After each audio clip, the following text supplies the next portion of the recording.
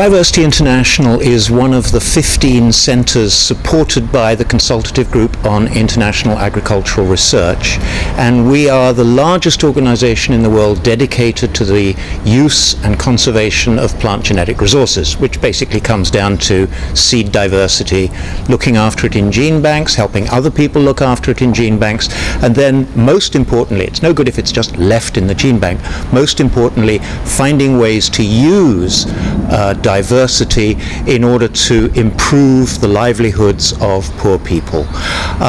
We do this in a lot of different ways. One of our primary programs is involved in nutrition and diversity of diet, because it's a sad fact that although 1 billion people are hungry, there are also 1 billion people who are obese and overweight, and probably about 2 billion people who suffer diseases of malnutrition.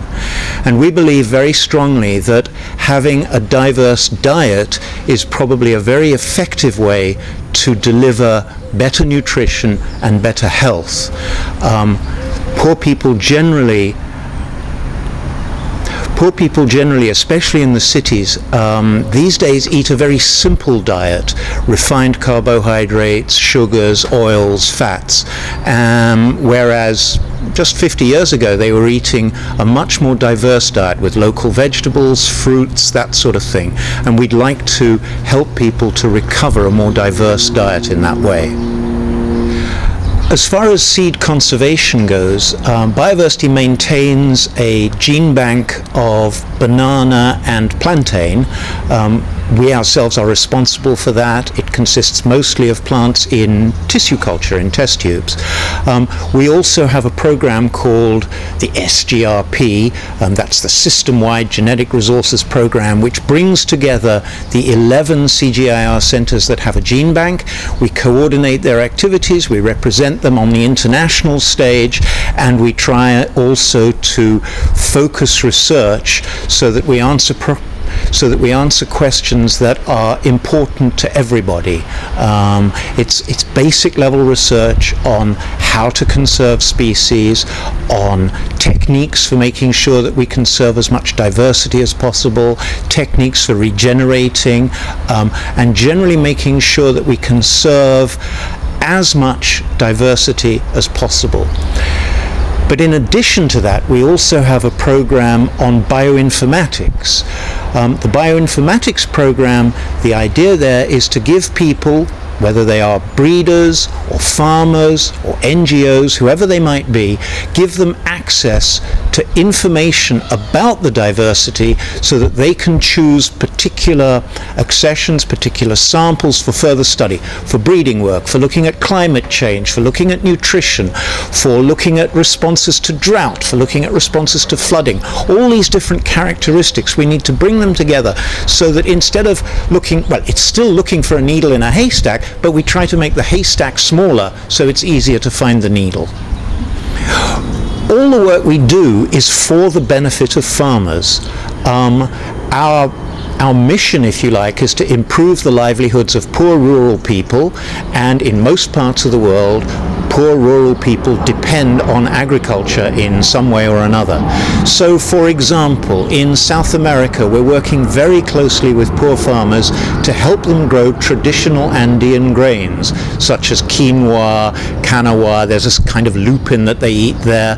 And the idea there is to make sure that the farmers have a market for their produce, that they know how to grow it well, that they get a good price for it, that they use the products themselves for better nutrition. All sorts of ways in which the farmer is the focus of our research.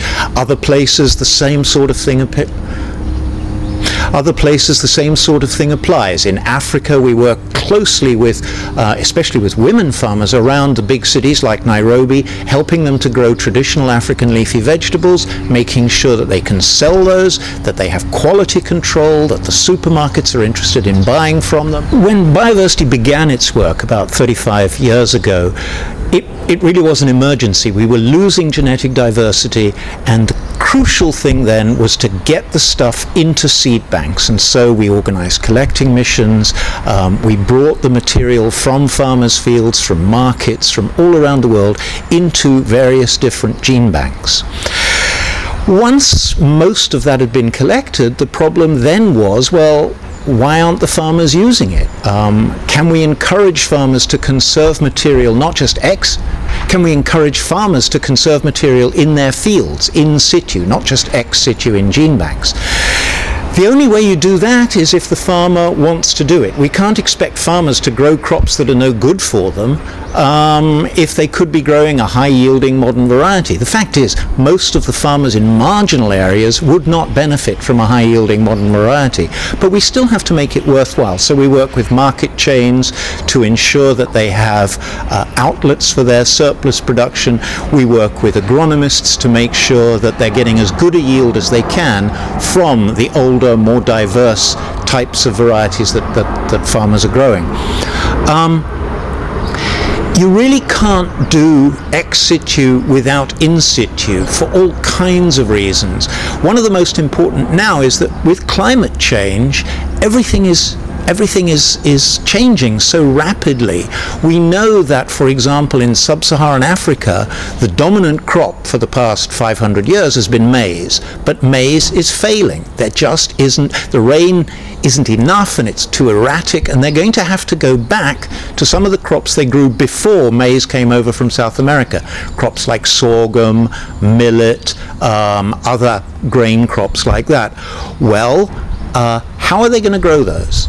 Are they going to find the varieties that their neighbors had? Well, maybe not. If the climate is changing very rapidly, then a farmer, for example, in Malawi might have to go to Ethiopia to find the right varieties that will suit the climate in Malawi in 10 years' time. So we have to work closely together. The farmers in their fields, breeders and NGOs, developing new varieties, working with the farmers in a participatory mode to develop new varieties, getting diversity from wherever we can. Gene banks, other farmers' fields, other countries, other continents. They grow millets in India. Maybe some of those millets in India will be really good in Africa. We just don't know.